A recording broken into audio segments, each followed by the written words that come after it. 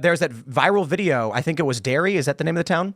Derry, yeah. Derry, where they ask people, what do you think the most common name in Derry this year was? Mohammed. And it's Mohammed. It was the second most common in England as well. Yeah. So it's fascinating for me to see Scotland, right?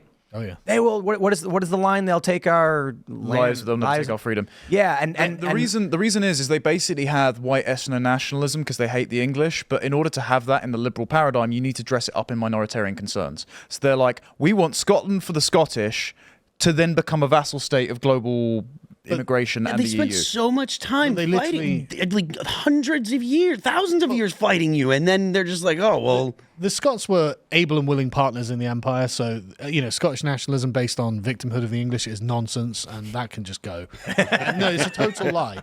Every battle, they're like, "Oh, we got crushed by the English." It was actually Scottish troops who were loyal to the crown, right? Because actually, it was a Scottish king on the throne, so that can all die, right? But the Irish, like I grew up, my father was in the Royal Air Force, so I grew up on military camps, and you would have threat warnings, and so basically IRA activity, and they would have things like, look, check under your car, walk different ways to work. They bombed the Conservative Party conference because they bombed Conservative Party conferences, right? They literally tried to bomb Margaret Thatcher, yeah, and then Jeremy Corbyn tried to invite IRA to bloody Parliament directly afterwards. And so the fact that the IRA, the militant wing, and then Sinn Féin, the political wing of the IRA, were obviously rabidly Ireland for the Irish. And the thing is, personally, I can see the logic behind it, right? Yeah, it's the Irish as an ethnic group deserve their own state, because I think that's how the old world works, and that's totally normal. That's most peoples require ethnic autonomy to make sure they're not being exploited by another people. That's totally sensible. It makes perfect sense. Yep. No one will question it. But now, Sinn Féin are literally Ireland for everyone. And all of the Irish that's Sinn Féin is the Northern Irish Party, but like all of the Southern Irish parties are Irish for everyone. It's no longer just orange and green. It's a rainbow for Ireland. And it's like, wow, I can't believe you guys got sold out so quickly by your own politicians. Right. But the thing is, I'm in England. All of our politicians have sold us out. England isn't for the English. Wales isn't for the Welsh. Scotland isn't for the Scottish. The entire UK has been sold out by its political class. It's fascinating what we're seeing in France with Marine Le Pen's. What's the National Rally? Yeah, they're doing really, really well, but they still are up against this leftist coalition. There's not just leftist, centrist leftist coalition. It's literally everyone against.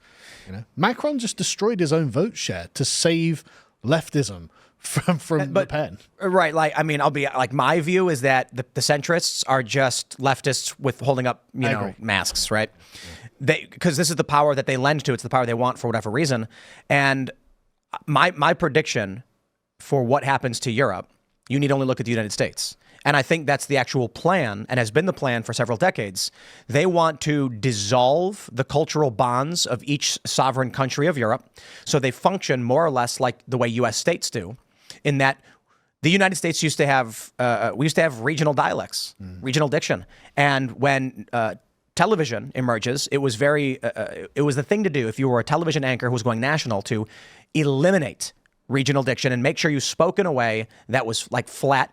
And then the Chicago accent, the Southern accent, you had the Valley Girl. You have all these different ways of talking that have started to evaporate as everyone starts to adhere to the national way of talking. Then, no borders. Anybody can move to any state they want at any moment, vote in anything they want, and then leave right away. Europe, with the European Union, is trying to accomplish what the United States is when all of these sovereign states, pre-Civil War, was much more like the EU, and then the war happens. The famous saying is that we went from saying the United States are to the United States is. That's what they want Europe to be. How do you do that? In the United States, state government is so incredibly powerful but completely ignored.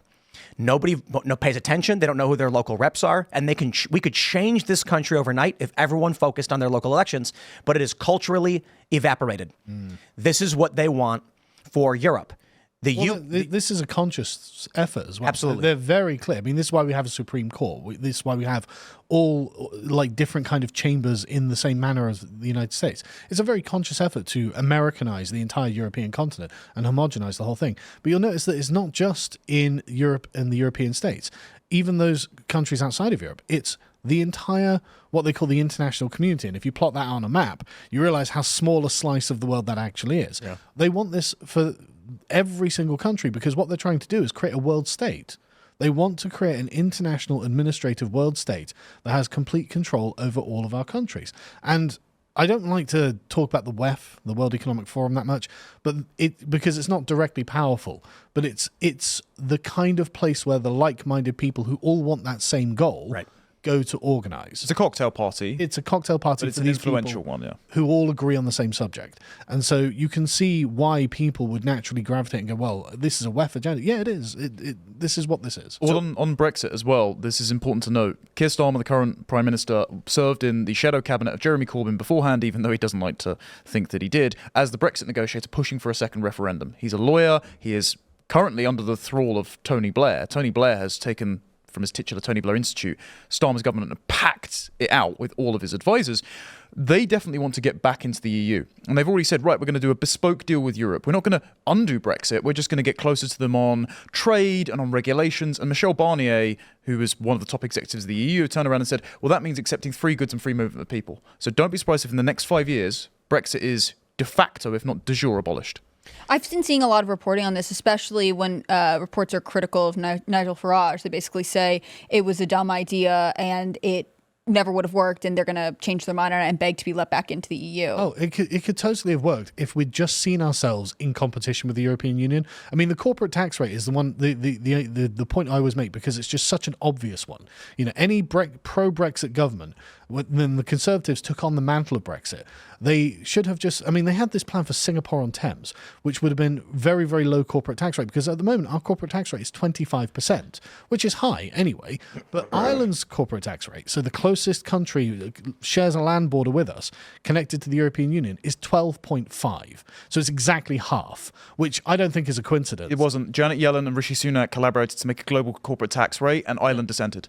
Right. And so the European Union as a whole has a way of keeping companies right on Britain's border. So when in Britain, if you were to get like money from Google or something like that, it comes from Google Ireland, because they're of course all headquartered in Dublin. And so the Conservatives could have come out and gone, great, guess what our corporate tax rate is going to be? Well, 6.5, 0, whatever you want.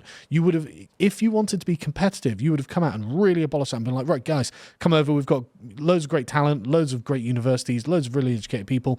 We're going to take over. But we haven't done that. And we're instead essentially becoming a vassal state of the European Union. Well, on that as well, the reason Brexit was voted for was immigration.